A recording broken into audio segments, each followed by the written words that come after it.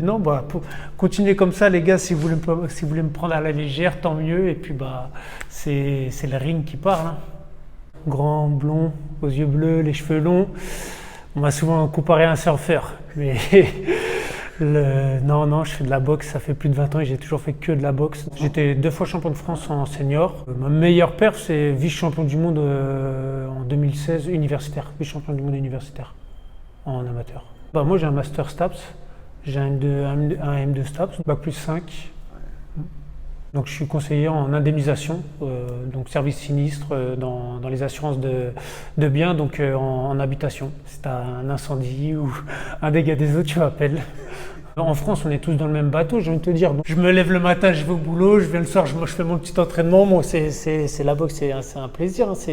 Je boxe par plaisir. Ouais, je suis un mec normal. Franchement, pas pour me jeter des fleurs, mais c'est vrai que je me dis, quand je regarde mon palmarès, je te dis, j'ai boxé Chris Blum-Smith, Richard Riakporé, Chamberlain, Terchi, Cieslak. Terchi, il était 19e mondial quand je l'ai boxé. Et sinon, tous les autres, ils étaient dans le top 10 ou tu vois, même dans le top 3. Donc, c'est sûr, oui, il y a peu de Français qui peuvent dire, ouais, bah, on a boxé autant de top mondiaux comme toi. Ladies and gentlemen.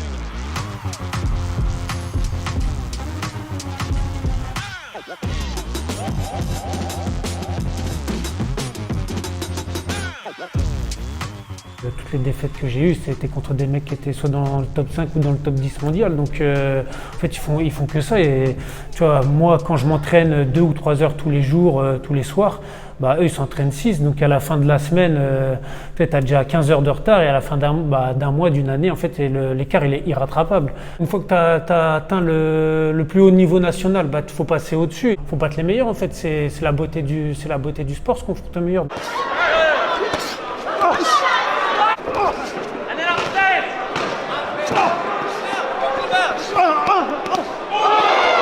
D'un point de vue sportif, c'est hyper enrichissant et d'un point de vue humain, personnel, c'est pareil. D'ici 20 ans, je pourrais dire à mon fils, pied levé, j'étais boxé, un gars qui est devenu champion du monde. En termes d'expérience, même tu sais, dans la vie de tous les jours, un entretien d'embauche, un examen ou quoi que ce soit, bah, tu te dis, j'ai boxé Richard Riakporé qui était 3e mondial, qu'est-ce que je peux faire de plus stressant, de plus que ça, bah rien. Donc non, ça aide dans la vie de tous les jours également, hein.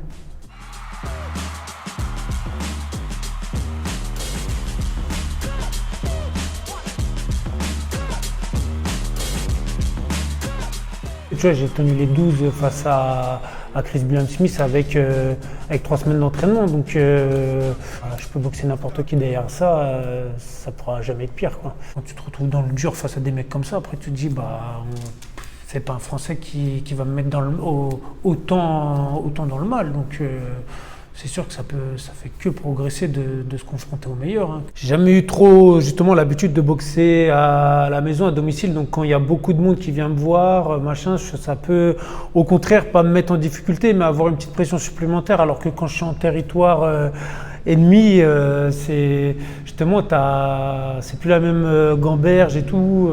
J'aime bien sortir de ma zone de confort, vraiment être dans le rouge, dans mes retranchements. J'ai besoin de ça pour m'exprimer.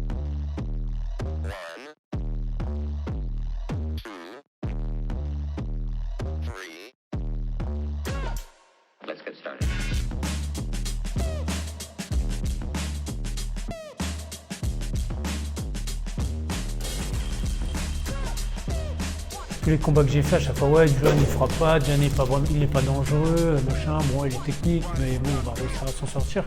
Et non.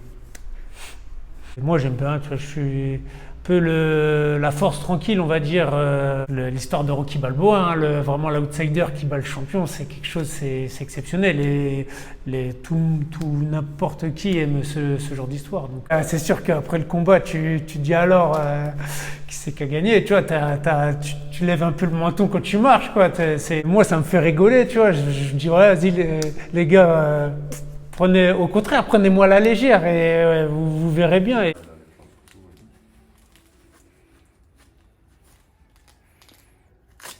Ouais, c'est un Très bon boxeur, hein. Quand on se connaît depuis longtemps, on s'est côtoyé en équipe de France, en junior, tout ça. Donc gros défi pour moi, gros défi je pense aussi pour lui. Encore une fois là c'est un duel franco-français. Donc sur le papier c'est moins dur que d'aller boxer un top mondial à l'étranger.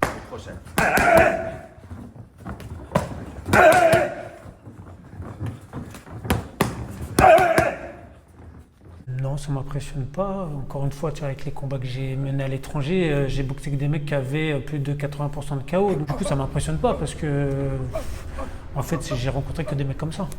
Je suis l'outsider, entre guillemets, je pense, encore une fois, même quand je vois un peu les avis sur les réseaux, il y a avantage Mosca, et normal, c'est le champion. Hein. Moi, je suis rien là à l'heure actuelle. Mais non, ça va me faire briller. Et qui plus est, chez lui, outsider, boxer chez lui, non, moi je kiffe, franchement, j'ai hâte d'y être. Je suis grand. Je boxe souvent à distance et en mobilité. Il est petit, il avance, il frappe. Donc, opposition de style, ça va certainement ressembler à ça. Après, il peut y avoir des surprises. Je pense que c'est mon dernier gros challenge. Si je peux avoir un titre, c'est celui-ci. La ceinture, elle va revenir à. Je veux qu'elle rentre à la maison, bien sûr. Hein. Je vais défendre cher ma peau. Et j'ai jamais perdu contre un Français. Donc, comme je te dis, pourvu que ça dure.